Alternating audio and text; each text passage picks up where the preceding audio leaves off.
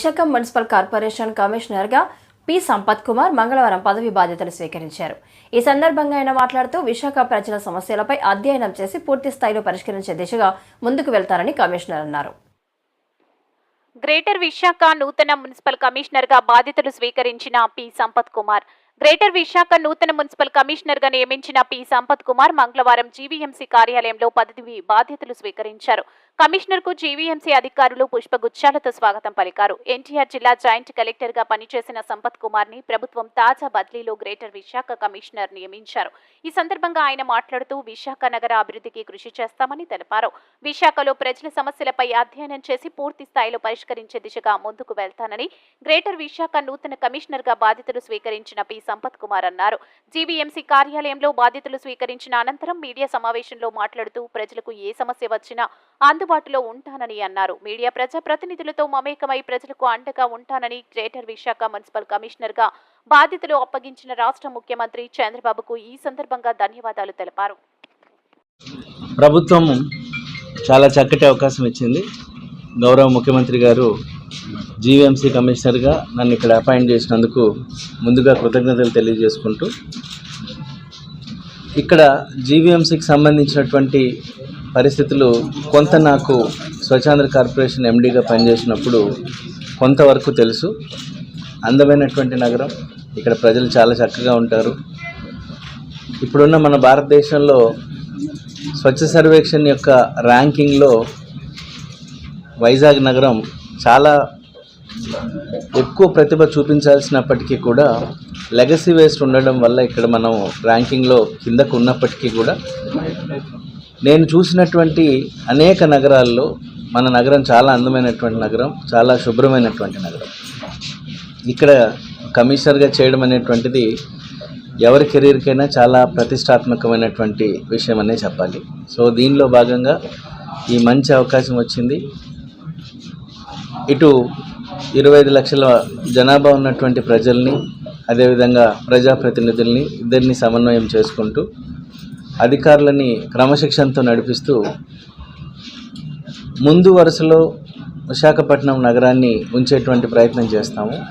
అదేవిధంగా మనకు ఎక్కువ ఉన్నటువంటి సమస్యలు ఏవైతే ఉన్నాయో ఆ సమస్యలన్నిటి పట్ల సరైనటువంటి అవగాహన పెంచుకొని వాటిని ఏ విధంగా పరిష్కరించాలో ప్రభుత్వం దృష్టికి తీసుకెళ్లాల్సినటువంటి సమస్యలు ఎన్నున్నాయో పరిశీలించి వాటన్నిటిని ప్రభుత్వం దృష్టికి తీసుకెళ్ళి పరిష్కరించేటువంటి ప్రయత్నం చేయడం జరుగుతుంది.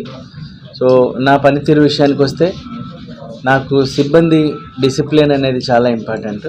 సో సిబ్బంది డిసిప్లిన్గా ఉంచే విధంగా వారి యొక్క ప్రవర్తనలో మార్పు తీసుకురావడం కానీ, అదేవిధంగా వారికి సరైనటువంటి లక్ష్యాలు నిర్దేశించడంలో కానీ ఎక్కువ టైంని నేను కేటాయించడం జరుగుతుంది. నాకైతే ఉన్నటువంటి ఒకే ఒక లక్ష్యం, ఒక రెస్పాన్సివ్ సివిక్ బాడీగా విశాఖపట్నాన్ని మార్చడం. సో దానిలో భాగంగా మొదటగా ఒక 100 రోజుల ప్రణాళిక తీసుకొని ఆ ప్రణాళికని ముందుకు నడిపించేటందుకు నా వంతు కృషి చేయడం కోసం ఒక ప్లానింగ్ అనేది చేసుకొని మళ్ళీ తిరిగి మేము ముందుకు రావడం జరుగుతుంది. సో ఆ లక్ష్యాలని నెరవేర్చే దిశగా ముందుకెళ్తాము. ప్రభుత్వం చేపట్టినటువంటి అనేక రకాల ప్రాజెక్టులు వివిధ దశల్లో ఉన్నాయి. వాటిని కూడా ముందుకు తీసుకెళ్లేటువంటి ప్రయత్నం చేస్తాం. ఇక్కడ ఉన్నటువంటి ప్రజలకు కూడా ఒక నిర్ణీతమైనటువంటి సమయం, ఏదైతే మా సీనియర్లు నా ముందు పనిచేసినటువంటి వారు సమయాన్ని కేటాయించారో ఆ సమయంలో ప్రజలకు అందుబాటులో ఉండటం, అదేవిధంగా ప్రజాప్రతినిధులకి అందుబాటులో ఉండటం. అయితే నిర్దేశిత సమయాన్ని కేటాయించుకోవడం వల్ల మాకు ఎక్కువ ఫీల్డ్లో పనిచేసేటువంటి అవకాశం ఉంటుంది. అదేవిధంగా సిబ్బంది కూడా ఒక నిర్ణీతమైనటువంటి టైం ఇవ్వటం. ఎందుకు రోజు గ్రీవెన్సెస్ అన్నీ వస్తూ ఉంటారు. అలా కాకుండా ఒక నెలలో ఒక 2 రోజుల్లో 3 రోజుల్లో వాటిని కంప్లీట్గా వాళ్ళకే టైం కేటాయించి అప్పటికప్పుడు వాళ్ళ సమస్యలు ఏమైనా పరిష్కరించేటువంటి అవకాశం ఉంటే ఆ సమస్యల్ని పరిష్కరించే విధంగా ఒక ప్రణాళిక చేసుకోవడం జరుగుతుంది. సో దట్ సిబ్బంది ఆఫీస్ చుట్టూ ఎక్కువ తిరగకుండా వారి యొక్క విధుల్లో వాళ్ళు ఉండేటువంటి అవకాశం ఉంటుంది. అదేవిధంగా మాకు ప్రెస్కి కూడా ఏదైనా బ్రీఫింగ్స్ అనేటివి క్రమంగా వచ్చే విధంగా ఒక వ్యవస్థను ఏర్పాటు చేసుకుంటాం. సో దట్ మనం రెగ్యులర్గా మీట్ అవుతాం ఒక డెడికేటెడ్ టైం. అంతర్జాతీయ విమానాశ్రయం నిర్మాణం జరుగుతున్న నెల్లిమర్ల నియోజకవర్గంలో కనీస డ్రైనేజీ వ్యవస్థ లేదు, మురికి కాలువల నిర్మాణం లేదంటూ నియోజకవర్గ సమస్యలపై అసెంబ్లీలో మాట్లాడిన జనసేన ఎమ్మెల్యే లోకం నాగమాధవి. మాధవి గారు నెల్లిమర్ల. అధ్యక్ష, ముందుగా నాకు ఈ అవకాశం ఇచ్చిన మా అధ్యక్షులు పవన్ కళ్యాణ్ గారికి, అలాగే ఒక బాధ్యతగా తీసుకొని నెల్లిమర్ల నియోజకవర్గాన్ని అభివృద్ధి పదంలో తీసుకెళ్తానని అవకాశం ఇచ్చిన నెల్లిమర్ల ప్రజలందరికీ కూడా ధన్యవాదాలు తెలియజేస్తున్నాను.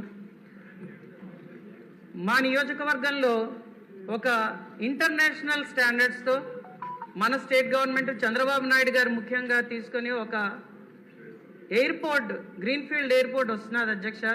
కానీ మా దురదృష్టం ఏంటంటే అంత ఎయిర్పోర్ట్ వస్తున్న నియోజకవర్గంలో కనీసం ఎక్కడా కూడా వీధి కాలువలు లేవు.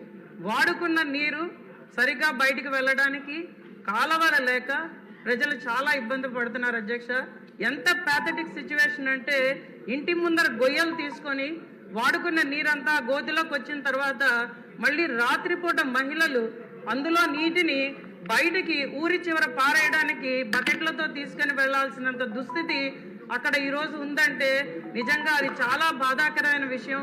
అక్కడ మహిళలందరూ కూడా ఈ మురికి నీరు రోడ్ల మీద వెళ్ళడం వల్ల అక్కడ పారిశుద్ధ్య లోపం ఎక్కువగా ఉండి, దోమల బాధలు ఎక్కువగా ఉండి, అలాగే ఆరోగ్యం కూడా అంతమందికి చెడిపోతున్నది. అలాగే ఈ మురికి నీరు అనేది ఎక్కడ పడితే అక్కడ స్టాగ్నేట్ అయిపోయి ఉండడం వల్ల భూగర్భ జలాలు కూడా మాకు చాలా కలుషితం అయిపోతున్నాయి.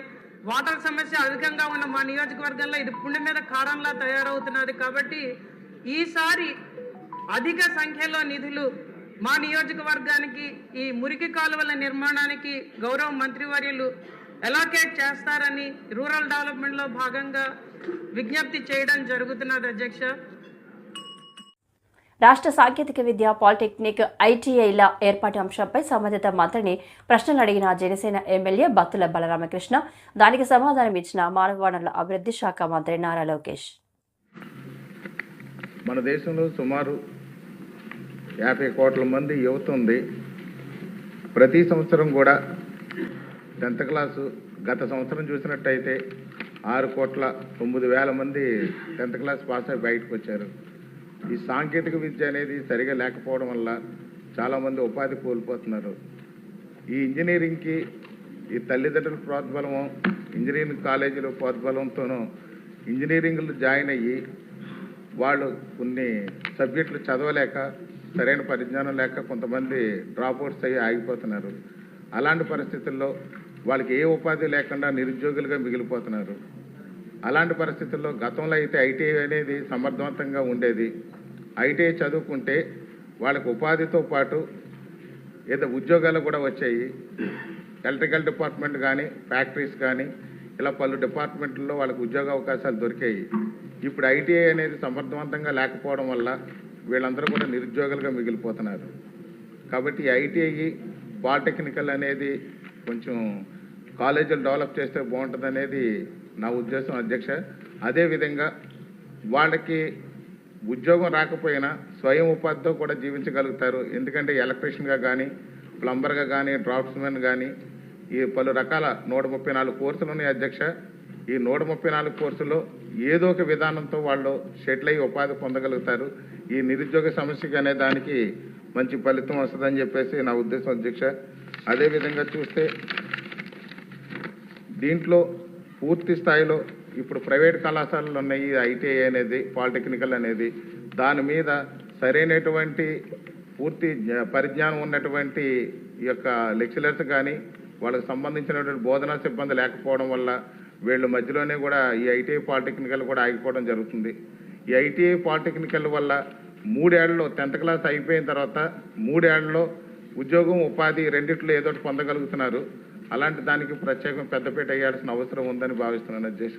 అదేవిధంగా స్టాన్ఫోర్డ్ యూనివర్సిటీలో చదివినటువంటి మన మంత్రివర్యులు దీని మీద కేజీ నుంచి పీజీ వరకు కూడా ఒక మంచి ప్రక్షాళన తీసుకొచ్చి మన ఈ గవర్నమెంట్లో ఒక ప్రజలకు మంచి న్యాయం చేస్తారని, పిల్లలందరికీ, స్టూడెంట్స్ అందరికీ కూడా మంచి ఉద్యోగ ఉపాధి అవకాశాలు కల్పించే విధంగా చేస్తారని కోరుతున్నాను అధ్యక్ష.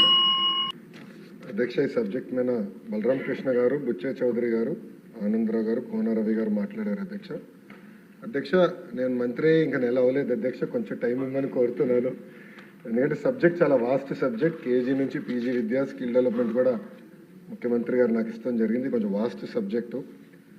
మొదటి నిర్ణయం ప్రభుత్వం తీసుకుంది స్కిల్ సెన్సెస్ అనేది ఏర్పాటు చేయాలి. కుటుంబం యాజ్ యూనిట్గా తీసుకుని వాళ్ళ కరెంట్ స్కిల్ సెట్ ఏంటి, అదేవిధంగా రాబోయే తరానికి ఎలాంటి స్కిల్స్ అవసరం ఉంది, దానికి ఎలాంటి ట్రైనింగ్ అవసరం ఉందనే దానిపైన ఒక స్కిల్ సెన్సెస్ ఏర్పాటు చేసి అది మొత్తం లింక్ చేసి హెచ్ఆర్డి డిపార్ట్మెంట్ పాత్ర ఏంటి దాంట్లో అనేది మ్యాప్ చేయమని గౌరవ ముఖ్యమంత్రి గారు ఆదేశాలు జారీ చేస్తాం జరిగింది. ఆ ప్రక్రియ కూడా తొందరలో మేము ప్రారంభించబోతున్నాం అధ్యక్ష. ఐటీఐ పాలిటెక్నిక్ వచ్చేగల 2-3 ఆలోచనలు ఉన్నాయి. అది కూడా గౌరవ సభ్యులందరూ కూడా మనం ఓపెన్గా డిస్కస్ చేయాలి సెషన్ బయట కూడా. టాటా లాంటి సంస్థలు అడాప్ట్ చేసి మార్కెట్ కావాల్సిన లింకేజ్ మేము చేయగలుగుతాం అనేది ఒక వర్షన్ ఉంది. రెండోది, మన రాష్ట్రం నుంచి అనేక పారిశ్రామికవేత్తలు ఉన్నారు. ఒక్కొక్కరు ఒక ఫీల్డ్, అంటే ఫార్మాలో కానీ మ్యానుఫ్యాక్చరింగ్ ఇండస్ట్రీ, డైరీలు, అనేక రంగాల్లో కూడా అద్భుతమైన పారిశ్రామికవేత్తలు ఉన్నారు. వాళ్ళు కూడా ముందరికొచ్చి ఐటీఐ పాలిటెక్నిక్ మేము దత్తకు తీసుకుంటాం, మెరుగైన విద్యను మేము అందిస్తాం, ఇండస్ట్రీకి ఇది కావాలో అది మేము లింకేజ్ మేము ఏర్పాటు చేస్తామని వాళ్ళు చెప్తాం జరిగింది. సో అది కూడా మేము డిస్కషన్లో ఉంది అధ్యక్ష. దానిపైన కూడా తొందరలోనే ఒక నిర్ణయం మేము తీసుకుంటాం. వాస్తవ అధ్యక్ష, ఇన్ఫ్రాస్ట్రక్చర్ ఫెసిలిటీస్ మెరుగుపరచాల్సిన అవసరం ఉంది అధ్యక్ష. ఐటీఐకి వచ్చేగల దాదాపుగా 44 కోట్ల రూపాయలు అవసరం ఉంది. పాలిటెక్నిక్ వచ్చేగల 50 కోట్ల రూపాయలు అవసరం ఉంది అధ్యక్ష. అది గౌరవ ముఖ్యమంత్రి గారితో మా రివ్యూ మీటింగ్ ఆగస్టు మొదటి వారంలో ఉంది అధ్యక్ష. అది గౌరవ ముఖ్యమంత్రి గారి దృష్టికి తీసుకెళ్ళి తప్పనిసరిగా దీని ఎట్లా రిపేర్స్, మెయింటెనెన్స్, కొత్త భవనాలు కట్టే లోపల ఉన్న భవనాలకి ముందర రిపేర్స్, మెయింటెనెన్స్ చేసి దాంట్లో అడ్మిషన్స్ ఎలా పెంచాలనే దానిపైన తప్పనిసరిగా మేము గౌరవ ముఖ్యమంత్రి గారితో కూడా మేము చర్చిస్తాం అధ్యక్ష. ఒకసారి మనం చూస్తే అందమైన విశాఖ సిటీని గత ప్రభుత్వం పూర్తిగా నిర్లక్ష్యం చేసిందని, రోడ్లు, యూజీడీని సర్వనాశనం చేశారని ఆరోపించారు. విశాఖ సౌత్ నియోజకవర్గంలో పలు సమస్యలపై అసెంబ్లీలో మాట్లాడిన ఎమ్మెల్యే వంశీకృష్ణ. సభ్యులు వంశీకృష్ణ గారు. ధన్యవాదాలు అధ్యక్ష. ముందుగా ఈ హౌస్లో అడుగుపెట్టే అవకాశం కల్పించిన ఉప ముఖ్యమంత్రులు శ్రీ గౌరవ పవన్ కళ్యాణ్ గారికి, అలాగే ముఖ్యమంత్రి వర్యులు శ్రీ నారా చంద్రబాబు నాయుడు గారికి, అలాగే లోకేష్ గారికి ప్రత్యేకమైన ధన్యవాదాలు తెలియజేస్తూ నియోజకవర్గ ప్రజలకు కూడా ప్రత్యేకమైన ధన్యవాదాలు అధ్యక్ష. విశాఖపట్నం సిటీ అన్నది ఒక బ్యూటిఫుల్ సిటీ అధ్యక్ష. గత ప్రభుత్వం ఈ సిటీని పూర్తిగా నిర్లక్ష్యం చేస్తూ ముఖ్యంగా రోడ్లు, యూజీడీ వ్యవస్థని సర్వనాశనం చేశారు అధ్యక్ష. వీటన్నింటి దృష్టిలో పెట్టుకొని ఇవాళ మంత్రి గారికి అడగడం జరుగుతూ ఉంది. గత ప్రభుత్వం మీకు అందరూ తెలిసిన విషయమే అధ్యక్ష, రుషికొండ ప్యాలెస్ లేకపోతే తనకు సొంతంగా ఆదాయ వనరుల మీద మనసు పెట్టారు తప్ప విశాఖపట్నాన్ని కనీసం అభివృద్ధికి నోసుకోకుండా ఇవాళ అడ్డుకున్నది ఆ ప్రభుత్వం అధ్యక్ష. నేను మీ ద్వారా మంత్రి గారికి కొన్ని అడుగుతా ఉన్నా అధ్యక్ష. ముఖ్యంగా విశాఖపట్నం సౌత్ నియోజకవర్గం అన్నది దాదాపుగా బ్రిటిష్ కాలం నాటి వ్యవస్థ ఉంది అధ్యక్ష అక్కడ. ఎందుకంటే మొత్తం కూడా ఓల్డ్ సిటీ అధ్యక్ష. అక్కడ అండర్ గ్రౌండ్ డ్రైనేజ్ వ్యవస్థ మొత్తం చిన్న చిన్న వర్షాలు పడినా కూడా పూర్తిగా అక్కడ బ్లాక్ అయిపోయి ఆ వాటర్ అంతా కూడా ఇళ్లలోకి వెళ్ళిపోతుంది అధ్యక్ష. ఒక పక్క పోర్టు కాలుష్యం, మరో పక్క ఈ వాటర్తో చాలా వ్యవస్థలు, ఆ యూజీడీ వ్యవస్థ అస్తవ్యస్తంగా ఉంది అధ్యక్ష. నేను అడుగుతా ఉన్న అధ్యక్ష మంత్రి గారికి మీ ద్వారా, ఎన్ని ఎస్టీపీలు ఉన్నాయి ప్రజెంట్ ఇవాళ విశాఖపట్నంలో, వాటిని మెయింటెనెన్స్ ఆపరేషన్ జరుగుతుందా? ఆ ఎస్టీపీలు సామర్థ్యం ఇప్పుడు వస్తున్నటువంటి మురికి నీరుకి సరిపోతుందా? ఇప్పుడు వాళ్ళు ఇచ్చినటువంటి ఫిగర్స్ అధ్యక్ష దాదాపుగా 14 లక్షల జనాభాకు అంటే 16% పూర్తి అవుతుంది అయిందని చెప్పేసి మంత్రి గారు చెప్తారు అధ్యక్ష. దాన్ని ఒకసారి వెరిఫై చేయాలని నేను కోరుకుంటున్నాను అధ్యక్ష. అలాగే ఇది ఎన్ని రోజుల్లో కంప్లీట్ చేస్తాం అన్నది చాలా ముఖ్యమైన ప్రశ్న అధ్యక్ష. అనుకున్న ఎన్ని రోజుల్లో అవుతుంది, దీనికి ఇంకేమైనా ప్రత్యేకమైన చర్యలు చేపట్టారా, ఇంకేమైనా కొత్త ఎస్టీపీలు పెడుతున్నారా అని దీని మీద మంత్రి గారిని అడుగుతున్నా అధ్యక్ష. దీని మీద పూర్తిగా ఒక అవగాహన చేసుకొని యూజీడీ వ్యవస్థని పూర్తిగా ఇంప్లిమెంట్ చేయాల్సిన బాధ్యత మనందరం కూడా ఉంది అధ్యక్ష.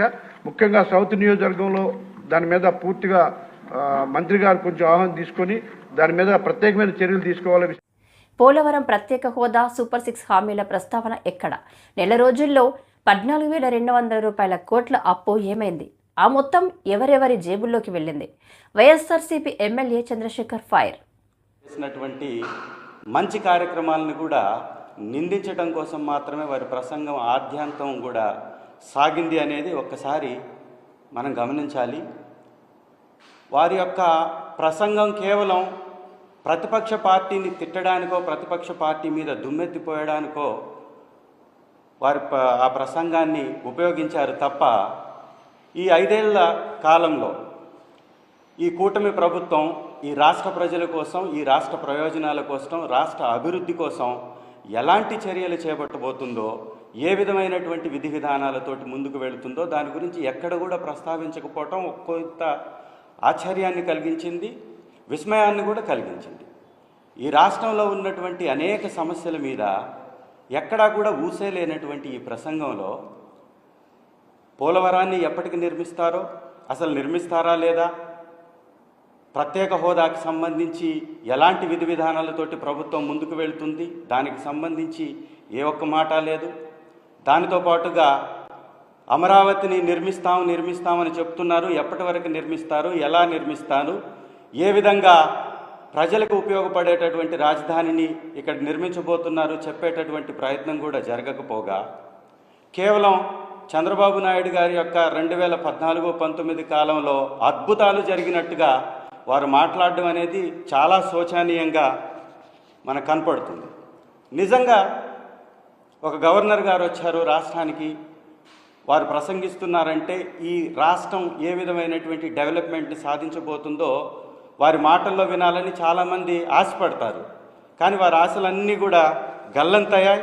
ఎక్కడా కూడా ఆ ప్రయత్నం చేయకపోగా కేవలం మా ప్రభుత్వాన్ని నిందించటానికి, అబద్ధాలు అసత్యాలని వారి నోటి ద్వారా కూడా మాట్లాడించడానికి మాత్రమే ఈ ప్రభుత్వం ప్రయత్నం చేసింది తప్ప ఇంకొకటి కానే కాదు. వారు ఇచ్చినటువంటి హామీల విషయంలో ఏ విధంగా ఆ హామీల్ని నెరవేర్చబోతున్నారు, ఏ విధంగా ఆ హామీల్ని ప్రజలకి ఎప్పటి నుండి ఇవ్వబోతున్నారు, వాటికి సంబంధించి ఎక్కడా కూడా ఊసేలేదు. కేవలం ఊకదంపుడు ఉపన్యాసాలు తప్ప ఇంకోటి వారి ప్రసంగంలో కనపడకపోవడం అనేది నిజంగా ఆశ్చర్యాన్ని కలిగించింది. ఇంకొక విషయం మీద కూడా వారు దాటవేసేటటువంటి ప్రయత్నం చేశారు.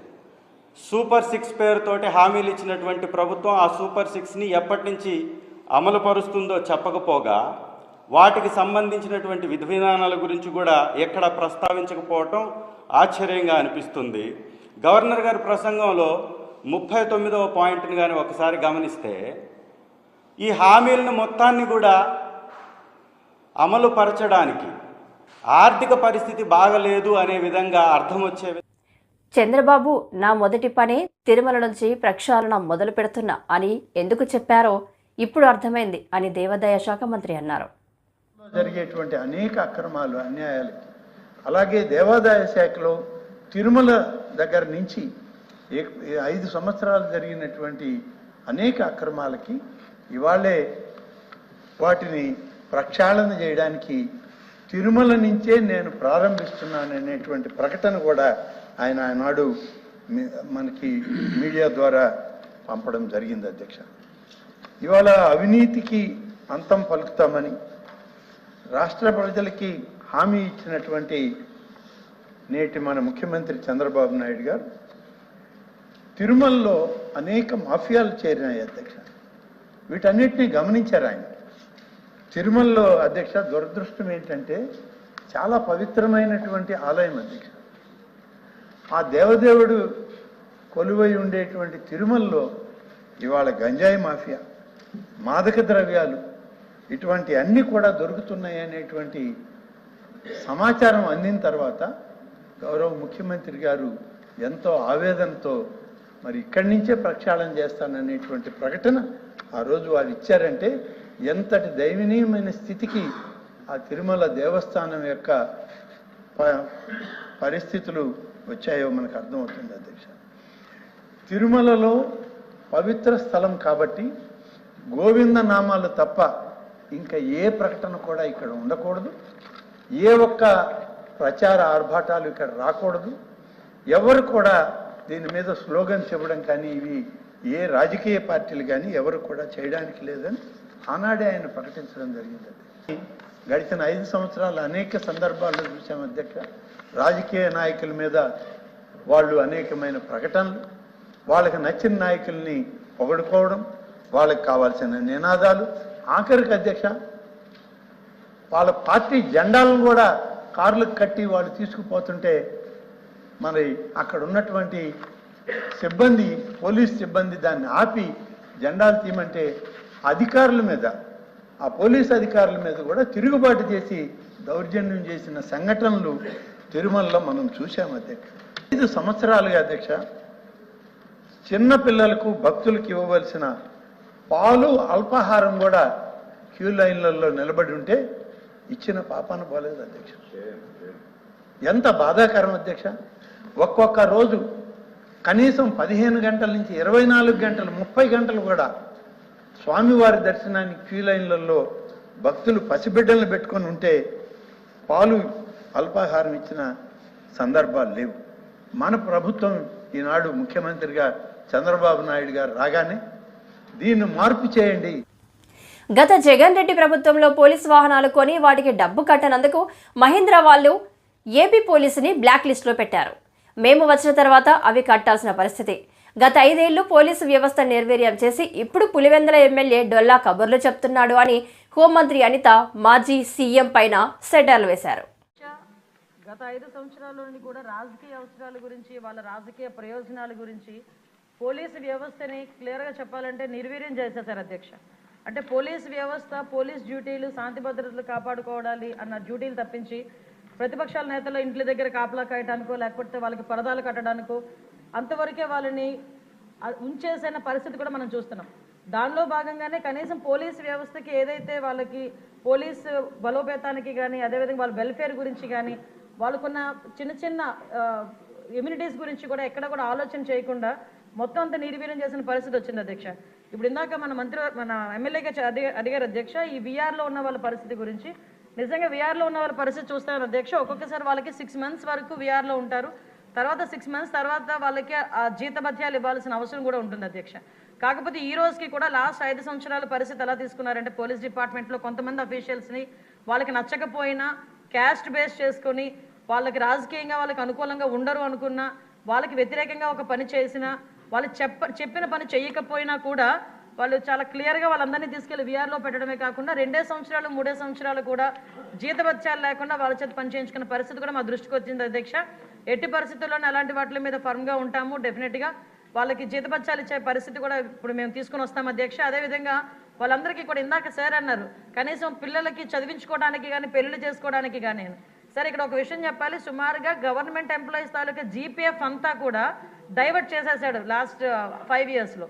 దానికి కోర్టుకి వెళితే టెక్నికల్గా ఏం చెప్పారంటే అన్ఎక్స్పెక్టెడ్గా వెళ్ళిపోయింది, డబ్బులు మాకు సంబంధం లేకుండా వెళ్ళిపోయిందని ఆన్సర్ కూడా గవర్నమెంట్ నుంచి కోర్టుకి వెళ్ళిన పరిస్థితి కూడా మనం చూస్తూ ఉంటే సిగ్గుపడాలి ఈరోజు. అంటే వాళ్ళు దాచుకున్న వాళ్ళ సొమ్ము కూడా వాళ్ళకి తిరిగి ఇవ్వడానికి కూడా లాస్ట్ గవర్నమెంట్ 5 సంవత్సరాలు కూడా జగన్మోహన్ రెడ్డికి మనసు రాలేదు అధ్యక్ష. ఈరోజు తిరిగి పోలీస్ వ్యవస్థల గురించి, విధానాల గురించి, రాజ్యాంగం గురించి ఆయన మాట్లాడుతుంటే కొంచెం మనందరూ కూడా ఇబ్బంది పడాల్సిన అవసరం ఉంది అధ్యక్ష. లాస్ట్ 5 years ఇంకోటి అధ్యక్ష, మనకి వెహికల్స్ గురించి కూడా ఇందాక చెప్పారు. వెహికల్స్ గురించి కూడా చాలా క్లియర్గా చెప్పాం. డెఫినెట్గా కొత్త వెహికల్స్ తీసుకోవడానికి గవర్నమెంట్కి ప్రతిపాదన పంపిస్తున్నాం అధ్యక్ష. ప్రతి చోట కూడా వెహికల్స్ మీరు అన్నదైతే వాస్తవం అండి.